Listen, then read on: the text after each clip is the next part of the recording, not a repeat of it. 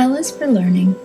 I went from believing that literacy was about communication and having no clue how it related to my discipline, to knowing that literacy can work with strategies that relate to all disciplines or one specifically, to learning that a text is more than just a book, to learning that everyone is literate in their own way based on multiple literacies, and learning so much more than I could possibly list. I is for individual. Through working with my vocal students, I have learned that even though two students may seem the same on the outside, deep down they are their own person.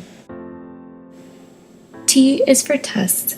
As teachers, it is important to reflect on our own teachings and track our students and find out what they know. Find the balance between formative and summative tests.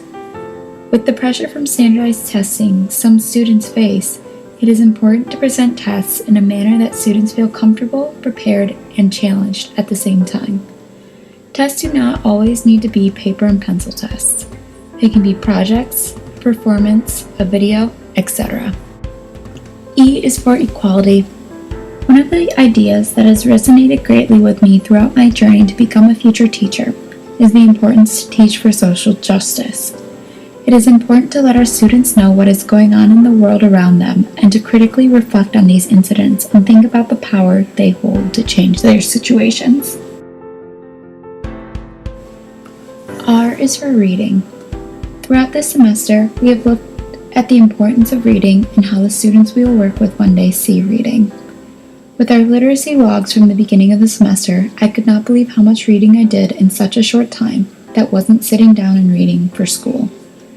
Reading is important whether it is for school or pleasure, and our students need to recognize this and the power that reading has in our society. Being a second language teacher, a foundation in reading English is important to be able to read in Spanish. A is for attempts. Teaching is a continuous process. In Parker Palmer's article, Identity and Integrity in Teaching, he says, "What a fool I was to imagine that I had mastered this oculate art."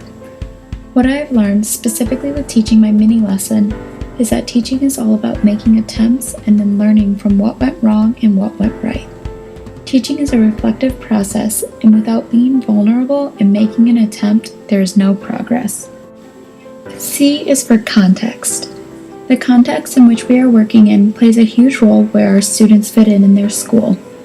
The school context assignment was important to me because I interviewed individuals that I interacted with each time I went to the school.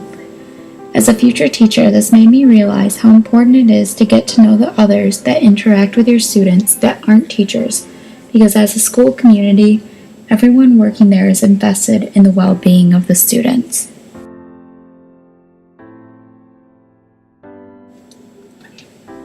Y is for yo. In Spanish, yo translates to I or me. This final project alone has made me reflect on who I am, who I want to be, and what I need to be to become that person, to become that teacher that I aspire to be.